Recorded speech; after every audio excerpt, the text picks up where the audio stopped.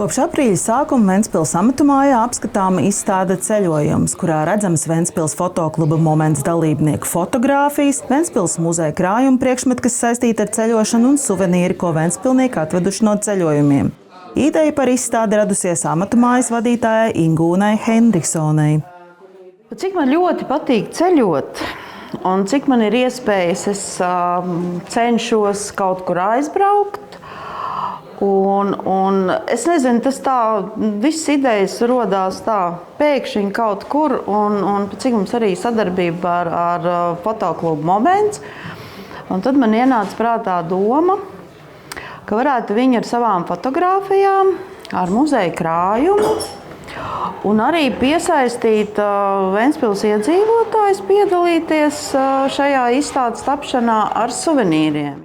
Fotoklubs Moments labprāt aicinājumam atsaucies. Klubs ar Amatumāju sadarbojies jau vairāk kārt. Šī izstāde tapa sadarbībā ar Amatumāju. Viņi bija rosinātāji, kad vajag izveidot interesantu izstādi par ceļojumiem. Tā arī viņi nosauc ceļojums. Mēs klubā esam 4 fotogrāfi, kuri skatītāju apskatēji nodeva 16 fotogrāfijas. No katra pa 4 no tām vietām, kur mēs esam bijuši, un piefiksējuši to, kas mums likās tajā brīdī nozīmīgs. Tā kā ceļojumā cilvēki līdzi ņem ceļsomas, izstādē apskatāmi dažādi koferi no muzeja krājuma. Ar vienu no tiem, kas līdzinās lādēji, uz Šveici ceļojas slavenā operdziedātāja Alīda Vāne. Izstādē ir arī koferi, kas kopā ar saimniekiem pabijuši izsūtījumā. Līdzās apskatāmas arī mūsdienu ceļsomas, ar kurām daudzas valstis apceļojuši ventspilnieki Raimonds un Sandra Požarski. Salīdzinājums ir tāds būtiski redzams ar kādiem koferiem un čemodāniem un lādēm. Tajā laikā ceļoju un ar kādiem šobrīd ceļo. Šobrīd var ceļot ar vienu plastmasu kartiņu. Pietiek. Kāds no ceļojumiem atveda fotogrāfijas, cits suvenīrus, tāpēc zināma vieta izstādē ierādīt arī no ceļojumiem atvestām lietām, ko uz izstādes laika apskatē atvēlējuši ventspilnieki.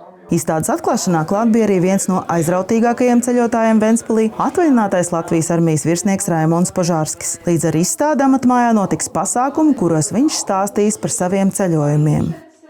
Man piezvanīja Ingūna un izstāstīja par šo izstādi. Liels prieks viņā piedalīties. Un jā, šo to atnesu arī savus mugursomus, ko mēs ar sievu ceļojam 80 dienas pēc kārtas. Un tad viņi teica, ka kaut ko pastāstīt. Un pirmais viņai piedāvājums bija, lai pastāsta par kamīno gājieniem. Tie nosacītie svētceļojumi vai tādi kamīno gājieni, kas ir Spānijā, bet viņš arī Latvijā ir, jā, ko es kādus 4 esmu nogājis. Es pajautāju, vai kāds stāstnieks būs. Viņš pateica, ka pagaidām nē. Es teicu, ja vēl vajag, tad es varu vēl palīdzēt.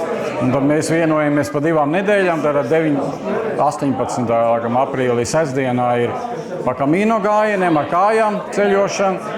Un 25. aprīlī tas ir tad, ko mēs ar sievu 80 dienas ceļojam pa pasauli, izmantojot tikai sabiedrisko transportu. Izstāde Amatumājā būs apskatāma līdz 2. jūnijam.